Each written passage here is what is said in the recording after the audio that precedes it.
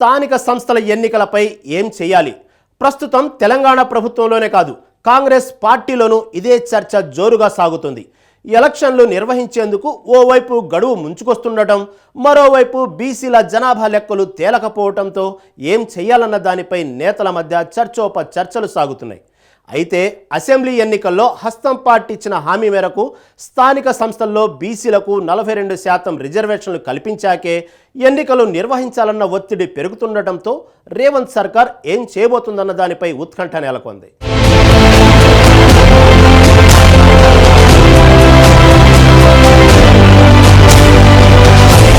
తెలంగాణలో సార్వత్రిక సమరం పూర్తయింది. జూన్ 4న దేశవ్యాప్తంగా ఓట్ల లెక్కింపు జరగనుంది. మొన్నటి వరకు ఎన్నికల కారణంగా ప్రచారానికి పరిమితమైన నేతలు మళ్లీ తమ రోజువారీ కార్యకలాపాల్లో వేగం పెంచారు. అటు ప్రభుత్వం తరపున చేపట్టే కార్యక్రమాలు ఊపందుకున్నాయి. దీంతో ఇప్పుడు రాజకీయ నేతల దృష్టంతా స్థానిక సంస్థల ఎన్నికలపై పడింది.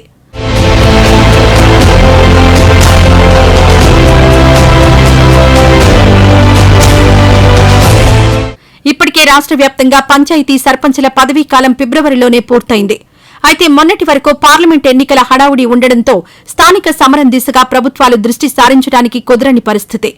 ఇప్పుడు అవి కూడా పూర్తయిపోవడంతో వచ్చే నెలలో పంచాయతీ ఎలక్షన్లను నిర్వహించేందుకు తెలంగాణ ప్రభుత్వం కసరత్తు మొదలుపెట్టింది.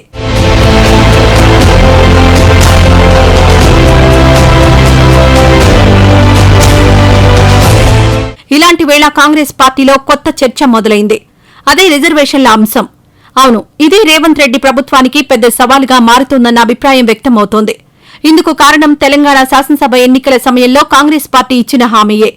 మొన్నటి అసెంబ్లీ ఎన్నికల్లో గెలుపును అత్యంత ప్రతిష్టాత్మకంగా భావించిన హస్తం పార్టీ బీసీలకు స్థానిక సంస్థల్లో 42% రిజర్వేషన్లు కల్పిస్తామని హామీ ఇచ్చింది.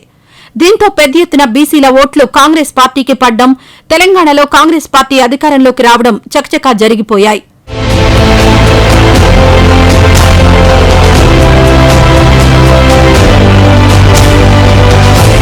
పదేళ్ల తర్వాత తెలంగాణలో కాంగ్రెస్ పార్టీ అధికారంలోకి వచ్చింది. దీంతో ఎన్నికల వేళ ఇచ్చిన హామీలను నిలబెట్టుకునే దిశగా సీఎం రేవంత్ రెడ్డి పాలన ప్రారంభించారు. ఇచ్చిన హామీ మేరకు బీసీలకు సంబంధించి కుల గణన చేసేందుకు అసెంబ్లీలో తీర్మానించారు. కానీ ఇంతలోనే లోక్సభ ఎన్నికల షెడ్యూల్ రావడం, ఎలక్షన్ కోడ్ కారణంగా కుల గణన ప్రారంభం కాలేదు. ఫలితం బీసీల జనాభా లెక్కలు తేలేందుకు మరింత సమయం పట్టనుంది.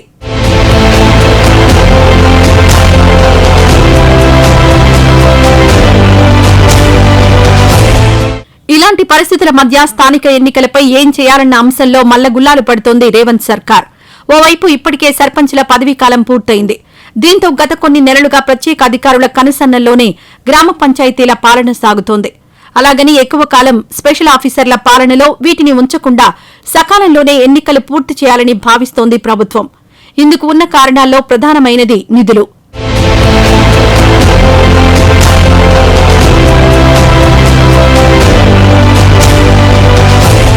రాజ్యాంగంలోని 73వ సవరణ చట్టం ప్రకారం ప్రతి 5 సంవత్సరాలకోసారి పంచాయతీ ఎన్నికలను నిర్వహించాలి. సాంకేతిక కారణాలు, రాజకీయపరమైన కారణాలతో ఎలక్షన్లు వాయిదా వేస్తే కేంద్రం నుంచి ఆయా గ్రామ పంచాయతీలకు రావలసిన నిధులు నిలిచిపోతాయి. ఫలితంగా స్థానిక సంస్థల అభివృద్ది కుంటుపడుతుంది. చివరకు ఆ ప్రభావం అంతా రాష్ట్ర ప్రభుత్వంపై పడుతుంది.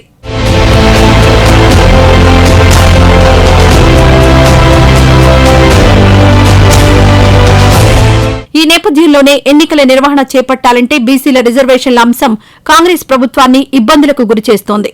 పోనీ కులగణన చేసినా అది అంత త్వరగా తేలే విషయమూ కాదు. రాష్ట్రంలో ఇప్పటికే 52% మించి బీసీలున్నారు. దీంతో లెక్కలు తేల్చేందుకు చాలా సమయం పడుతుంది. అలాగని ఎన్నికలు నిర్వహిద్దామని ముందుకు వెళ్లాలంటే బీసీలు అంగీకరించే పరిస్థితులు లేవు. దీంతో ఏం చేయాలన్న దానిపై అధికార పార్టీ తలపట్టుకుంటోందన్న అభిప్రాయం వ్యక్తమవుతోంది.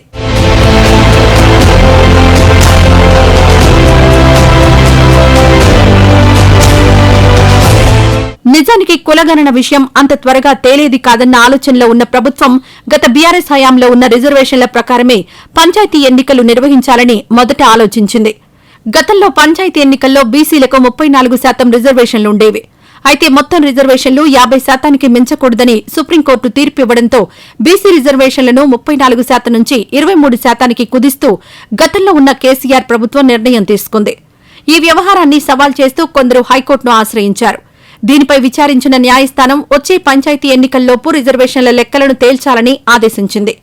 ఇందుకు అనుగుణంగానే బీసీ రిజర్వేషన్లను స్థానిక సంస్థల్లో 42% పెంచుతామంటూ కాంగ్రెస్ పార్టీ ఎన్నికల్లో హామీ ఇచ్చింది. ఇప్పుడు హస్తం పార్టీ అధికారంలోకి రావడంతో పాత పద్ధతి అమలు చేస్తే తమకు అన్యాయం జరుగుతుందని బీసీ సంఘాలు ఒత్తిడి చేస్తున్నాయి.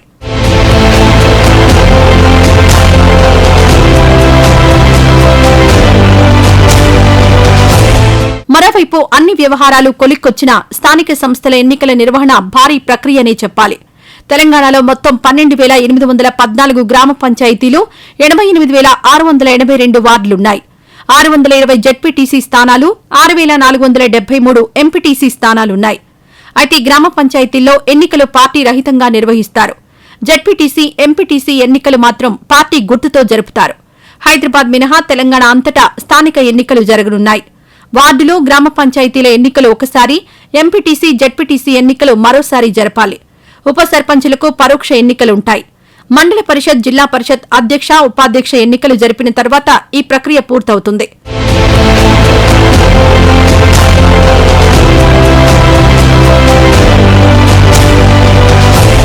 మొత్తంగా ఇలాంటి పరిస్థితుల మధ్య తెలంగాణ ప్రభుత్వం స్థానిక సంస్థల ఎన్నికల విషయంలో ఎలాంటి నిర్ణయం తీసుకుంటుంది అన్నది అందరిలోనూ ఆసక్తి రేపుతోంది.